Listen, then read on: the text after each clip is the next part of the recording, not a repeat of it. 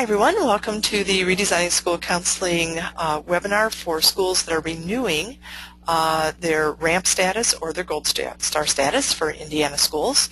My name is Sue Reynolds. I'm the president of the American Student Achievement Institute, and the topic of today's webinar is preparation for the implementation of your school counseling activities. So today's agenda, we're going to start out with a quick review. Then we're going to specifically look at the preparation tasks, and then we'll also do an overview of the online system and also the rubrics. So today is a lot of odds and ends, just things that you need to do to get ready to implement your tasks. Also, some of the things in the preparation component have to do with things that are required to meet the RAMP criteria or the Indiana Gold Star School Counseling criteria. Okay, so let's start out with this review. Our school counseling programs are successful because they help students make sound choices in areas that impact academic success. And this is the pyramid, and again, we know that when students participate in sound guidance and counseling interventions, that they tend to make better choices in academic areas, in career areas, in personal social areas, and as a result of those choices, achievement goes up. Then when we're designing the school counseling program this year, we just worked that pyramid backwards. We started out with the achievement goals in your school improvement plan, and then we said, okay, what are the choices that kids need to make in order for our school to be able to reach those achievement goals? Then once we knew what the choices were, then we could put in guidance and counseling activities that would help students make those appropriate choices. So in the process, we started out in the beginning of the year just setting up the organizational structure. Then we started meeting with your advisory council. The first meeting we set up the vision or the dream for what the ideal would look like. Then we came back and we said, okay, to get to this ideal, what are all the choices that kids need to make in order to be successful at school, to make it to post-secondary, and to succeed in post-secondary? So we set those up as program goals. There were probably a lot of choices that kids needed to make, so you probably have a lot of goals. So your school counseling program is most likely quite broad as you're trying to help kids make all of the appropriate choices. We also acknowledge that while we would love, ideally, to have the time and energy to help kids make every single one of those choices, in reality, we don't have unlimited time and we don't have unlimited resources. So the first thing we did in October was to look for more time and more resources. So we expanded resources, and then we said, okay, now, based on reality, we can't tackle all of those program goals all at once. What are we going to focus on? So we hit priority goals. And those priority goals are really where we want to spend our time, our resources, and they are the areas for which we want to be accountable. So we looked at the priority goals. Then we figured out what was getting in the way of those priority goals. And then we went to activities. What can we do to address the things that are getting in the way of kids making sound choices in those priority goals areas? And then this month, we're going to look at preparing for those activities. So we'll be designing some guidance lessons. We'll come up with a program calendar. We'll look at individual calendars. And then we'll also talk about gaining the resources, coming up with an annual budget. So those are the tasks that we're talking about today, and actually those are the tasks that you'll be doing between now and when you submit your portfolio either to ASCA for the ASCA RAMP Award or to Gold Star for the Gold Star and the RAMP Award. So this is the last training, last webinar that we'll have until May. We're going to set up the rest of the whole second semester right now. And then in May we'll meet one more time just to kind of do some odds and ends, just to answer any questions you might have as you're finalizing your portfolio. Okay, so we're looking at preparing for the entire second semester, and I think the easiest way to do this would just be to go online and kind of walk through the different tasks. So let me get online here, And so when you log in, you're coming into a page that looks like this. We have permission from Eastern High School to demonstrate on their website. So you log in here. I'm going to go to the Process tab, which is probably the main tab you've been using all year. And I'm going to scroll down to the last two sections, which are prepare to implement, and then miscellaneous things. So the webcast that we're recording right now will be posted here on Watch Webcast. And then the first step is to enter lesson plans. So I'm going to click on this button to show you how that works. And you can see here that that I already have some lesson plans in because I'm a renewing school, and these are lesson plans that I entered the last time that we did this. So one of the first tasks would be to look at those lessons. If they're lessons that you're still doing, then you can just open up each of the lesson plans and edit them if you need to make them match what you're doing right now. If it's not a lesson that you're currently doing, then you can just hit the delete button, and that'll remove that lesson from your system. Okay, then in terms of entering lessons, let's just kind of walk through that. So our step one was to review the activities that you already have. Step two is to import lessons from other RSC schools, and just wanted to remind you, you may have a brand new goal that you've never done before, and you may be searching then for what lessons could I do, or has somebody maybe you've decided I'm going to do a career interest inventory, but I've never done that before. I want to see what other schools are doing. So if you click on this search button, this brings up a search tool where you can search all of the other RSC schools' lesson plans.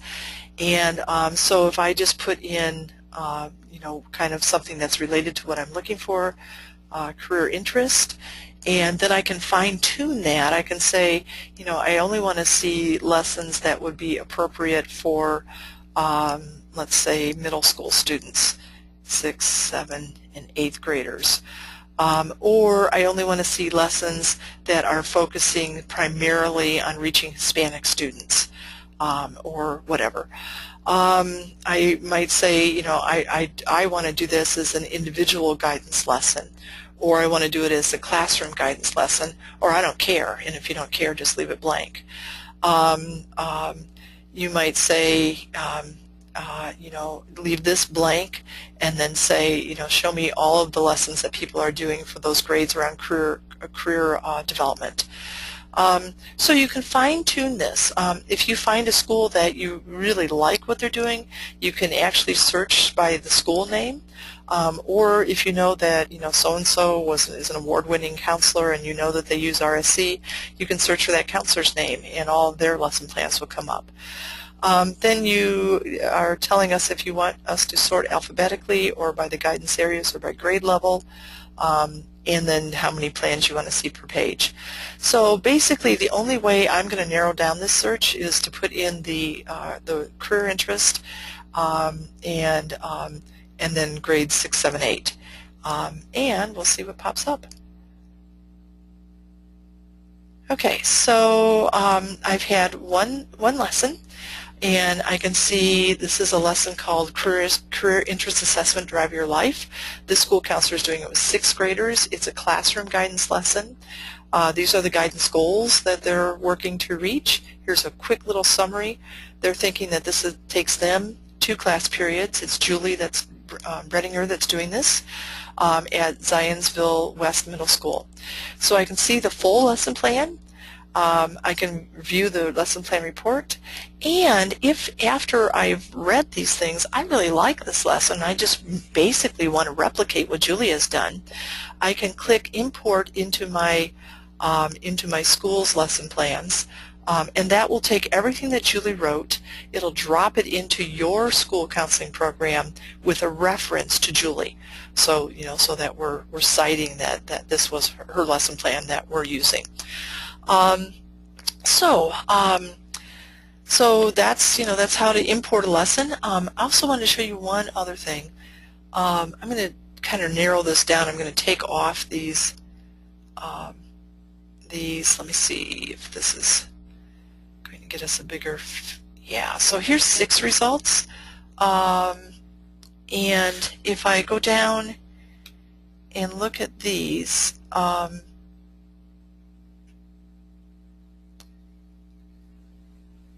There is, yeah, here it is. Okay, so on these, here's the one that Julie had, but here's a career interest inventory that's been imported already by 17 other schools. So that, we don't screen these lessons before they go online. Everything is in the searchable database, but this is kind of like a peer-to-peer review. My guess is, that one that's been imported 17 different times, or here's one that's been imported 7 different times that Jen Money Brady did at Brebuff. So that's kind of a way to kind of look at which of these lessons are maybe have been screened by peers. If I go back to this one other thing I wanted to show you in the View Full Lesson Plan. I also can find different resources that the counselors have used. So this happens to be a lesson plan that I created, and so what I made available for any counselor that wanted to import this is a link to a quick career interest inventory, and a link to guidance portfolio, the things that I thought a counselor would need in order to replicate this lesson.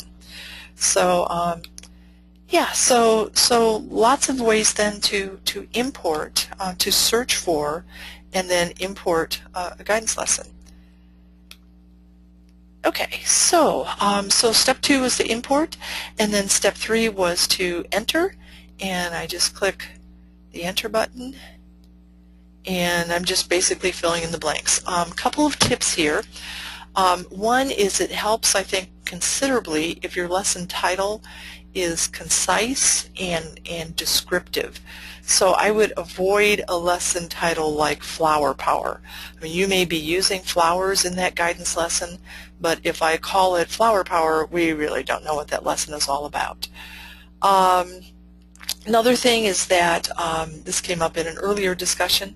When you're connecting lessons, we want to look at the guidance indicators that you're connecting that lesson to, and then summary, the time required procedure. I think it's helpful to just make this like a recipe for cookies, just step 1, do this, step 2, do this, and then how you're evaluating the system or the lesson. Okay, and then just hit save. Okay, let's see if there's anything else in here. Resources, uploading resources. So this is where you can upload a resource if there's something that would help another counselor do this. Citations, and if you're citing work, remember that you may include copyrighted materials in the resources needed, but we don't want to reproduce copyrighted materials into your lesson plan. We just want to cite the copyrighted materials.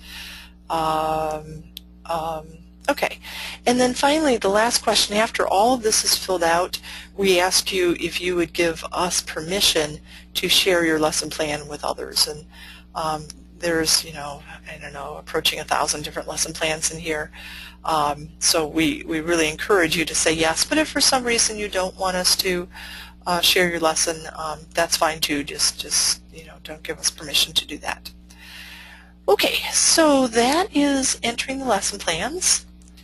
And then I'm going to go back to the annual calendar.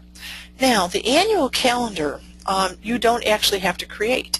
The way the annual calendar is created is that when you put those lessons in, when you put the activities in, let me restate that. When you put the activities in, we ask you, when is that activity going to happen? And then the computer takes that information and compiles it into a master calendar by month. So it says, okay, here are the October activities, here's the November activities. So if I click on this report, and so here's all the guidance and counseling and management activities and non-program activities at this school. So August, September, so it's pretty clear that the counselors are busy, that they're working diligently to help students meet those goals that they've described, not only probably the priority goals, but really all of the goals, even though we don't want to be held accountable for all the goals because we're focusing on, we just want to be held accountable for the ones that we're really hitting hard. So yeah, so that's what the report looks like. And again, you don't have to do anything with that. Your master calendar for the year automatically is created as you enter the activities. The funding proposal is optional, and I'm seeing here that a button has disappeared, which, oh no, here it is. Nope, this is, let me come back to that. So you have a choice in this area. You can either submit a funding proposal, and schools would do that if they don't have a budget. There are a lot of schools that, that for whatever reason, they give the math department a budget, the English department has a budget, but the school counseling program does not have a budget. And what happens in those schools is that every time the counselor wants a nickel, they have to go ask for it. Instead of being said, that your budget is $5 for the year, you determine how to best spend that money. So if you are in a school like that, and you're having to ask for money each time, you would simply be uploading a funding proposal, and that may be a memo to your principal that said we're wanting to do this activity, and I'm requesting $200 for it, or it might be a proposal to a member of your advisory council, saying would your business like to sponsor this activity that we're doing.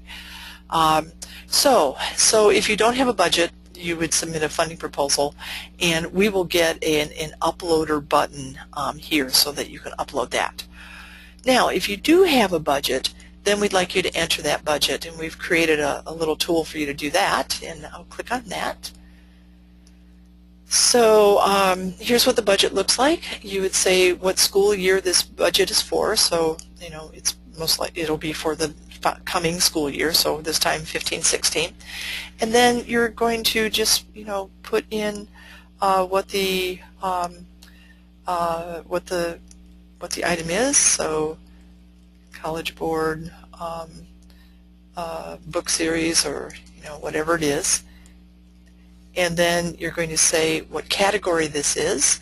So in this case, this is a supply, or it's a materials and supply. I'm not renting anything. It's not my travel to a conference. It's not postage for sending a mailing out to parents, for something that I need to do. So it's a supply. What we're not including in this section is your salary. Personnel is in here because there may be something where that you are actually requesting a new position or something like that. But in terms of your just day-to-day salary, we're not putting that in. Contractual services might be if you're bringing in a speaker. Fringe, of course, would go with personnel. Rental, if you're renting a facility to have a meeting in. Travel and registration, phone, postage, and then supplies. My guess is that most of what you'd be requesting funding for is going to be a supply. And then the primary area, is this a guidance? Is this to support a guidance activity, a counseling, advocacy, or management? And sometimes it's both guidance and counseling. Like if you were to ask a business to fund your whole program, they'd be doing all four of these things. So, but what the key word here is primary. If the most of your time is spent with this funding going to be done doing guidance, then you click guidance. Then any budget notes, and that may be something like you're getting one set, at $250. Or a budget note might be who you're purchasing the supply or the materials from, or it's just notes that help you explain what the amount is in the far right hand column. Oh, I forgot we put this in. So here's the vendor. So in this case, the vendor is College Board, and then the amount is going to be $250. If I had said here that I wanted two sets at $250, then that would be $200. So then I'm going to hit the save button, which I'm not actually going to hit because this is a real school. But when you hit that save button, it'll total up down here what the total amount of your budget is for the year. And then there's a report where you can print out a budget report for your school. So, okay, so that's that. And then finally the rubric item, and I do want to talk about the rubric item on this.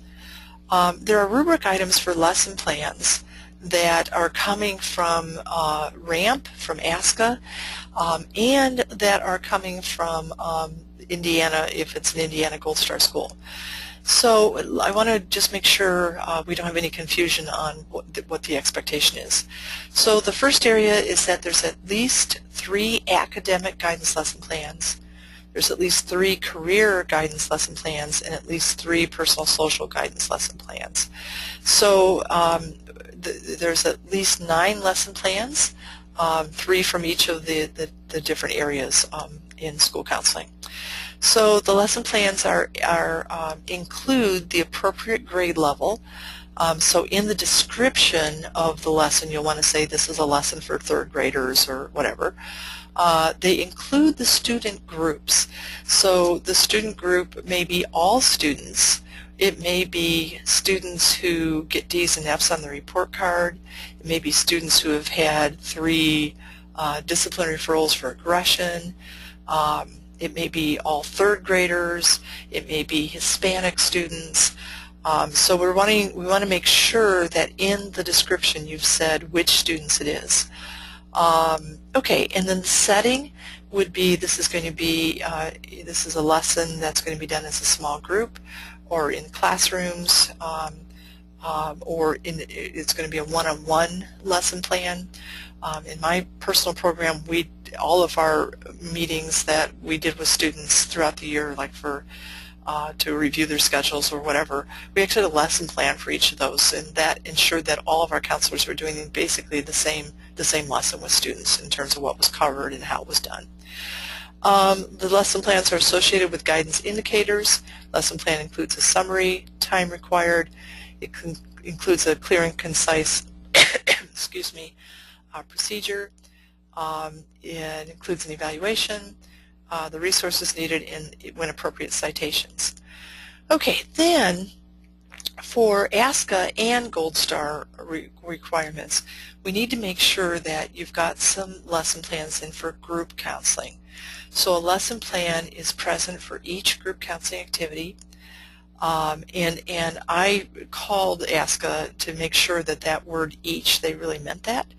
So if you're doing a group for adolescents that are dealing with aggression or whatever, and it's designed to be a 6-lesson group, then we need to include each of the 6 lessons.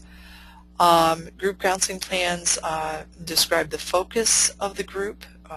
So we want to make sure that gets in the description, that they identify the number of students participating. That's also an ASCA requirement, which then Indiana has adopted that now as well. And it includes the name of the school counselor that's going to be facilitating that group. That's also an ASCA requirement, and therefore is now also an Indiana Gold Star requirement. Okay, so you need to include your group counseling lesson plans, and then also the closing the gap lesson plan. So ASCA and Indiana, and it's also just good practice, is when we've identified guidance gaps. For example, we're looking at all of the survey data and we realize that a much higher percentage of white students, no, let's use income level, a much higher percentage of paid lunch students are enrolling in AP courses than free and reduced lunch students. Then we want to close that gap. So what are you going to do in order to close that gap? And it may be that you're going to make sure that when your students are called in for scheduling purposes, that with each of your free and reduced lunch students, you are talking about the availability of AP courses. So that's a guidance lesson. You're teaching them about AP courses. It's being done in an individual guidance lesson, so one-on-one. But so you could write a lesson plan for doing the individual scheduling appointments, but in the description of that you're going to say, and when we're talking to free and reduced lunch students, we're really going to emphasize the availability of AP classes and that waivers are available for the test fee. So that's one way to do it. You could also have a special program for students that about AP, and make sure that in the announcements of the programming you're talking about those waivers for the test fee. So again, we're looking for what are you doing as a lesson to help, or as a part of a lesson to help reduce the guidance gaps. Okay, so those are the rubric items for the lesson plans, and I think that in a lot of cases when we're not able to approve a portfolio for RAMP or Gold Star on the first write, on the first submission, this is often the place where we've got things lacking. So I really would strongly suggest before you submit to look at all these things. So, okay, going on, annual calendar. We're just looking at the annual calendar as present. Since this is auto-generated, it's kind of hard, it's impossible to mess that one up. And then just a budget or a funding proposal is present. So you've done that work. Okay, so that's the rubric item, and we're suggesting just kind of to keep people on task, that these are activities that could be done in April. Okay, so let's move on then.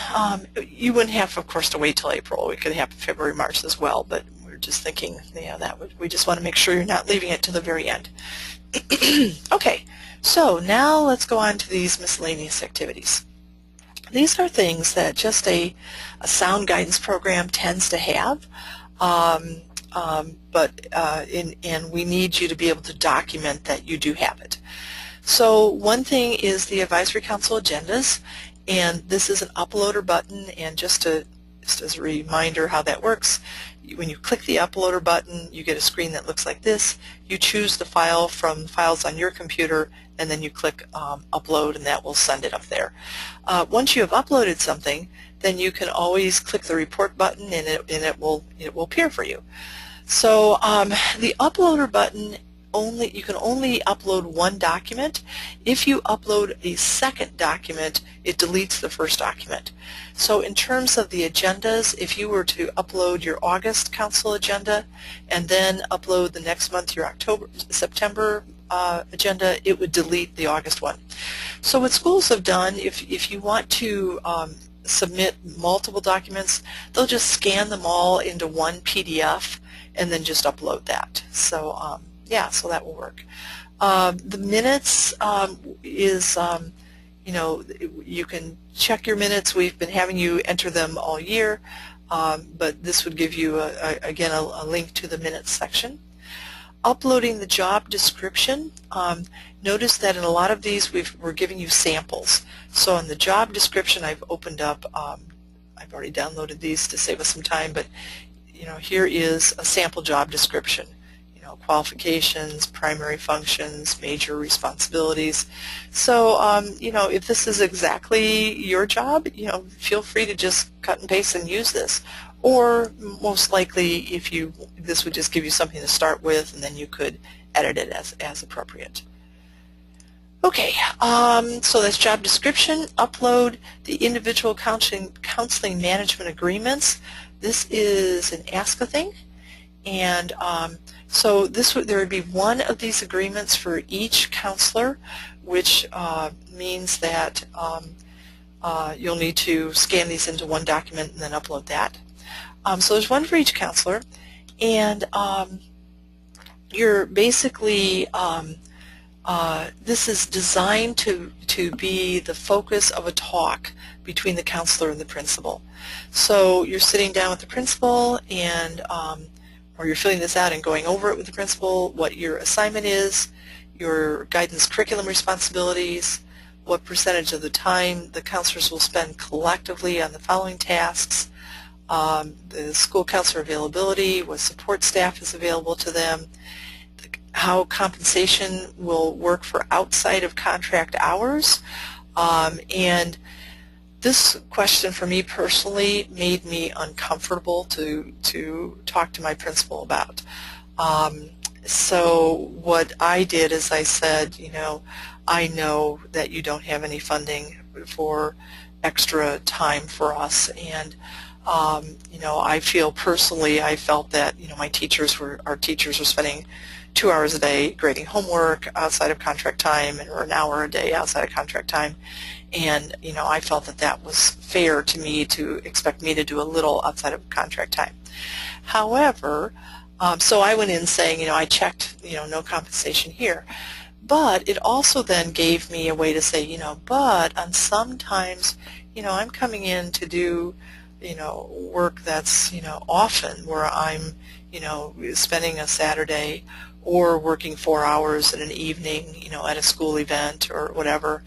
And, we might want to think about in the future, is it a way to get that into the extra duty pay? Or whatever. So, and in my case, my principal totally understood. We had no extra money, but we went with some comp time in one of the schools that I worked with. That when I did come in for an evening program, we allowed that to appear informally as comp time. It was just kind of a gentleman's agreement, general person's agreement. At any rate, so this gives you a way to have that, a reason for having that conversation. Funding, what the annual budget is. I like this question because it gives you an opportunity to say, the math department has a budget for the year. What would you think about, instead of having me come in and ask every time I needed to buy something, what would you think about giving me a budget? It gives you time to open up that discussion if you need to. Professional development. So one or more school counselors will participate in the following professional development activities. And then the professional network, as a professional school counselor, who you're networking with. And then the counselor signature and date, and then the principal signature date. And I'm noticing that the form that I just downloaded is actually a department form. That has been updated to be an individual counselor form. So as soon as we finish this webinar, I'll switch that out, so you're going to open the individual counselor form. It's the same questions. It's just written in a way that it's appropriate for an individual counselor to look at. Okay. Okay, so we've got that. Then let's go back. So that's the individual counseling management agreement. The assurances statement, let's go over that quickly. And I've already downloaded that. Here it is. Okay, on the assurances page, there are some things that we just couldn't figure out how you could document that you're doing it. So instead, we're asking you just to verify that you're doing it. So the school counseling program meets all rules and regulations regarding school counseling found within the state code. In Indiana, that's Article 4-1. Then the counseling director would sign off, and then the principal would sign off. All those participating in as school counselors are licensed as school counselors regardless of their title. That is part of Indiana Administrative Code. So in Indiana, it's a rule regulation. In other states, that is something that we may like to happen, but is not actually a rule. So basically, what this rule does in Indiana, or what this practice does in other states, is that it says if you're going to perform the duties of a school counselor, you have to be licensed as a school counselor. We may call you a homeschool advisor, we may call you a graduation coach, it doesn't matter. If you're doing the work of a school counselor, you need to be licensed as a school counselor. When this rule first went into effect in Indiana, anyone that was practicing as a school counselor but wasn't licensed was given 3 years to get the license. So, but this is now a rule that's in effect. And again, this may give you a way to, to talk with your principal about, making sure that all of the practitioners in your department are licensed. So, okay, then the school counseling program is coordinated by a licensed school counselor. So let me talk a little bit about what that means. So you may have some people in your department that are not practicing as school counselors. They may be folks that are just teaching in areas related to career, academic. Usually it's around career and academics. So you may have a person that's teaching students about careers. They may be doing a course on careers. It may be teacher advisors that are teaching about careers. You also may have programs where there are folks like peer tutors, or peer mentors, that are meeting and talking with their peers about social personal issues, but they're not practicing. They're not practicing as a school counselor. They're practicing as a teacher within academic, career, and personal social development. So those folks would not need to be licensed as a school counselor because they're not practicing as a school counselor. But in Indiana, for Gold Star and best practices, we want those folks to be coordinated by a licensed school counselor. So you may have a bunch of teacher advisors or a bunch of peer mentors, but we want to make sure that they're coordinated by a licensed school counselor. Okay, going on, the school counselors adhere to the ASCA ethical standards. The school counselors have a private office space, and the exhibits that are found in the portfolio accurately represent the school counseling program and practices. In other words, documents haven't been fabricated. So, okay, so those are the assurances. And just the director and the principal need to sign off on those. Okay, so we're back to assurances, program brochures. This is going to give you a link to a Google search where we did a Google search for school counseling brochure, and there's just all kinds of ideas that have come up there. So you've got that. Public relations. This could be all kinds of things for public relations. It could be a presentation to your school board. It could be a newspaper article. It could be doing a presentation in the community to a Kiwanis club. So just, public relations, being part of, in Indiana, being part of the Indiana College Success Coalition gives you a great way to network with all kinds of community organizations. Just, how are you handling public relations? Benefits statement, again, we've given you a sample of that. Professional association membership. On that one, most counselors will most schools will upload copy of a membership card. Another way to show that you're a member of an organization is to scan the front cover of a professional journal that has your mailing address on it. So, lots of different ways to show that you're a member, a current member of a professional association. Professional development. What you could do with this is, any professional development that has a agenda or program, just to show that you've done that. We've also given you this template that lists the major state conferences and national conferences, and another thing that you could do is just list the counselors' names and then just check off which events that they've gone to. That's pretty easy. Okay, let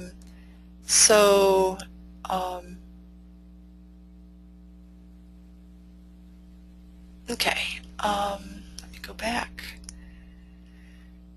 Okay, that is professional development. Narrative questions.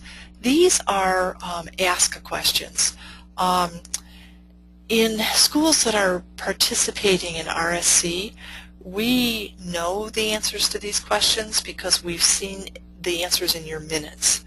But for ask purposes, they want to be able to we need to be able to read down their questions and just make sure that you've, that they understand how you've done things. So these questions you answered before, so it's just a matter of going in and editing on them. And there are some things like, I'm trying to look for one real quickly, like philosophy. If you have never answered these questions before, when you open the philosophy for vision, we know what your vision statement is because we have your vision. So what we do is anytime we know what the answer is, we take it out of wherever else you entered it and we put it in this text box. So, so if you've never done this before, you may find that when you open up a box, there's something already in there that we wrote.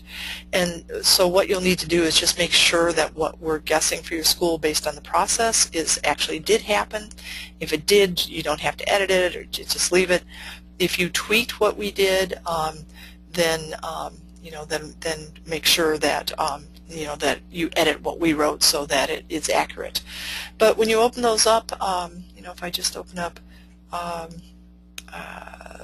don't know, let's just open up the first one, counseling services. There's a text box, and then you've written in what you did. So it's just a matter of opening those up and editing them from what you did before. Or if this isn't in here, if you were doing this back when we did this all on paper, you would need to enter comments on each of these. But just keep in mind, if there's something there that doesn't look like you wrote it, it's probably something that we thought we knew the answer to, and we were trying to save you time, so we just wrote that response for you as a start point. Okay, so those are the narratives. Then remember that you can earn PGPs. For this, if you're in Indiana, professional growth points, this you would just download this, and that would bring up a log, and then just fill that out.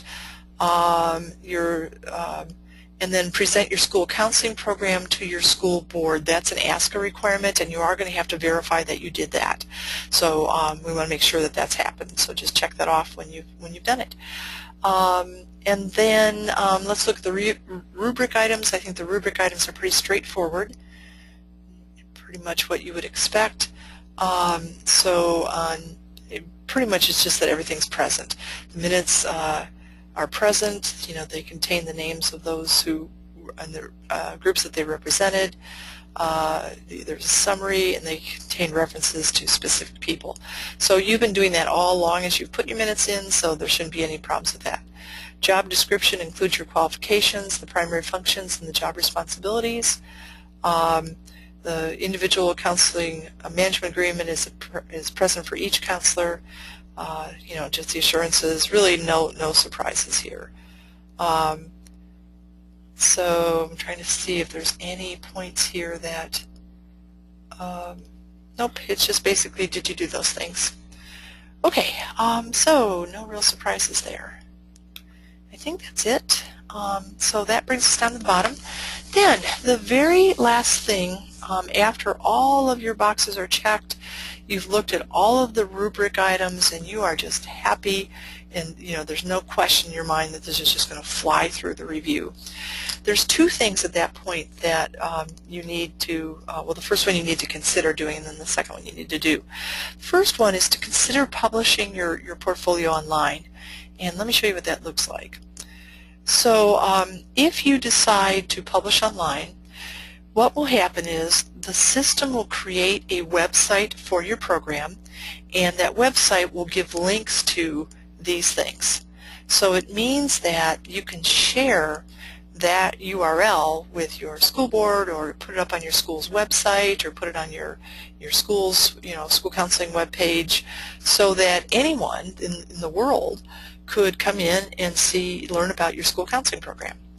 So to see how this kind of works, if you want to see some other schools, you would click the Publish button, and I'm sorry, to publish yours, you would click the Publish button, and I actually did just publish the schools, but I can just as quickly unpublish it. So now that school's website is not published. Okay? If you want to see how that works, click on the link. And here's all the schools that have published their websites. This is relatively new, but I can go into any of them, and I can open up. Let's just go to Bloomington North, and the computer is pulling all of the data from their website, so it takes a minute. But when that opens up, you're going to be able to see links to, we've been having difficulty with our internet speed, so normally this would come right up, but when that comes up, it'll just show all the links to all those different things. And what's really cool, if this were coming up quickly, I would have shown you that I would have clicked on the activity link, because it is so cool to click on that and see all the different activities that the counselors are doing. So again, we've been having trouble with our internet speed, there it is.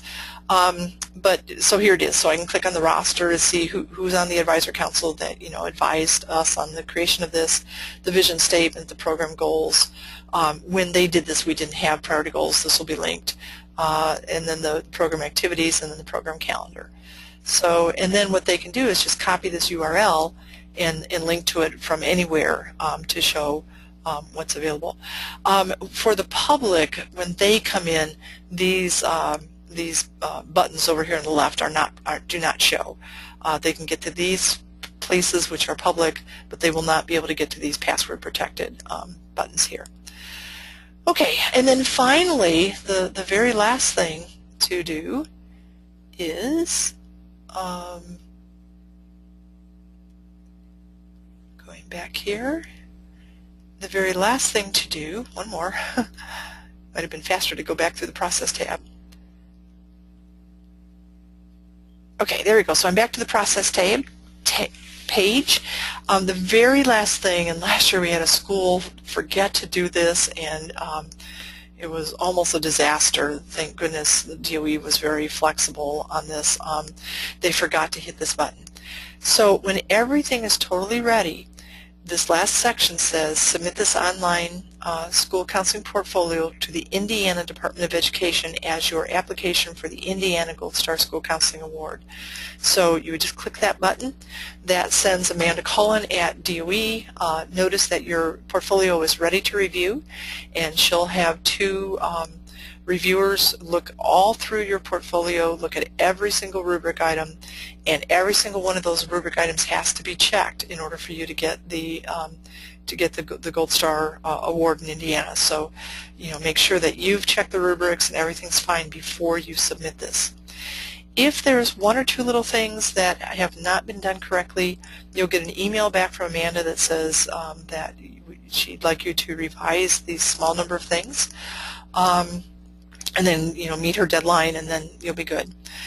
If your portfolio is a train wreck and it would take Amanda, 12, 20 hours of her time to coach you through all the different places that are problematic. There's a chance that Amanda would say to you, in a nice way, this is a train wreck. We'd like you to go through RSC again next year and resubmit. So we don't want to depend on Amanda to do all the teaching, and normally that happens when a school has not participated in these webinars. They haven't asked any questions during the year. They've not worked on their portfolio during the year. They've tried to do it all in a couple weeks before the deadline, and it's just not quality work. So, but we do want you to know that if it's a train wreck, it may just come back and say, let's try again next year. But if it's a couple little things, Amanda will give you a chance to adjust those. So now, if you're outside of Indiana, this section won't appear, and what you need to do is you can do one of two things. You can contact our organization, contact me, about our staff doing a review on behalf of ASCA of your portfolio. ASCA has approved us as reviewers for the ASCA Ramp Award, or you can just submit the print the reports and submit them to, you can just go to the ASCA website and type in things into the ASCA Ramp Award on the ASCA site. So I think it would be a lot easier to ask us to help you with that, but we can talk about that. So okay, so that's it. One more thing, and then we'll let everybody get going. I do want to show you the annual update. So you won't be doing this for another year. So in the spring or the summer of next year, this is fairly new. So we're just saying that once a year, and this webcast will show you how to do it, once a year we'd like you to look at all of your activities and check the ones that you've done. Look at all the state resources that are available and check the ones that you've used. This helps us advocate for you on behalf of keeping those state resources. Then on your program goals section, when you enter this, it'll bring up your program goals. The 2 or 3 program goals. It'll show you what your baseline data was. It'll show you what your target data was. And then you'll just put in your actual data, and then you'll just quickly analyze. Did you reach your goal? Did you not reach your goal? And what advice do you have for other schools that are trying to reach this goal? You'll conduct the advisory council meeting, and this is a section in the manual where we provide the PowerPoint and everything for doing that. Basically what we're just having your advisory council do is to also look at your priority goals and to look at new survey data, and just kind of say, do we need to be making any in-flight adjustments, or is everything okay? And then entering the minutes for that. So we now have this resource that you have to update your update your plan annually. So, but this year we're working on the renewal. Okay, we can pause real quickly, see if anybody has any questions. See if I'm seeing any questions. I see one question here. Let's quickly go to that. Okay, that we answered that question. So I think that's it. So appreciate everybody's participation, and we will talk with everybody next time. So thanks so much. And next meeting's in May. Make sure you register for it online, and we'll see everybody in May. Thanks so much, and bye.